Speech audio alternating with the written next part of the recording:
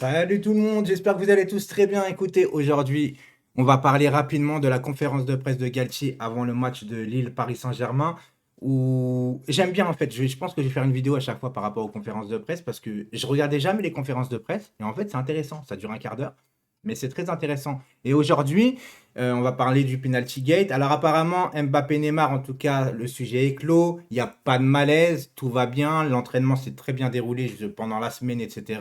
Tout est convenable. On espère que c'est pas de la langue de bois et que tout va rentrer dans l'ordre, bien évidemment. Pour les pénaltys, les gars, je vous mets au courant un petit peu pour ceux qui n'ont pas vu la conférence de presse et qui ne vont pas la voir en replay un petit peu. Pour les pénaltys, rien n'est clair, il n'y a pas de hiérarchie, en fait. Je pense que c'est un problème, j'espère que ça va être résolu, qu'il va instaurer une hiérarchie. Parce que quand on lui a posé la question qui va tirer, etc., au début, il t'explique que le match contre Montpellier, il y avait bien Mbappé en un, Neymar en 2. Et après, il a dit qu'il y avait de l'interprétation pour le deuxième tir, vu qu'Mbappé n'avait pas marqué le premier, peut-être qu'Mbappé aurait pu tirer le deuxième, etc. Il a dit que c'est une question d'interprétation, mais ça a duré 5 secondes et tout était résolu.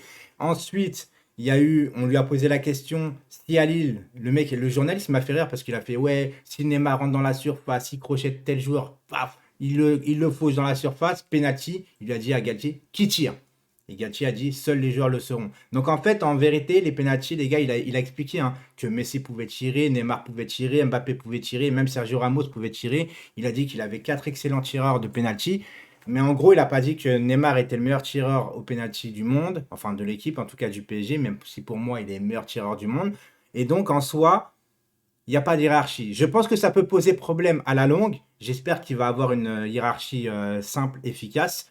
Et par rapport peut-être aussi qu'il n'y a pas de hiérarchie parce que le club avait promis à Mbappé peut-être que c'était lui qui tirait les pénaltys cette année. On ne sait pas tout ce qui se passe, les gars. La chose qui m'a plus interloqué, les gars, c'est qu'on lui a posé la question, tenez-vous bien quand même, à 12 jours du mercato. Est-ce que vous pouvez confirmer aujourd'hui que Neymar restera au Paris Saint-Germain?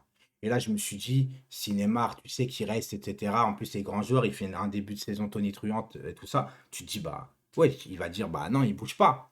Et là, il a un peu bégayé, en mode, bah écoutez, je peux quand même pas vous dire parce qu'il reste 12 jours et tout est possible dans le mercato. Alors, dans des jours lambda, je suis bien d'accord que tout est possible dans le mercato. Mais le sujet de Neymar, je ne suis pas sûr que tout est possible dans le mercato. Donc ça ouvre une porte à peut-être un départ, encore une fois. Moi, je pense qu'il va rester. Dites-moi en commentaire. Mais en tout cas, ça m'a un peu étonné qu'ils ne disent pas clairement. Parce que si clairement tu sais qu'il reste, eh ben en vérité, il reste. Le fait qu'ils ne le disent pas, je pense qu'il peut-être il y a encore un anguille sous roche. J'espère qu'il va rester parce que ça serait incroyable de vendre ton meilleur joueur du début de saison à un autre club. Mais avec le PSG, les gars, on le sait très bien, tout est possible. À tout à l'heure, à 18 h pour une nouvelle vidéo sur surtout Icardi, l'escroc. Le mec, il m'a rendu ouf. À tout à l'heure.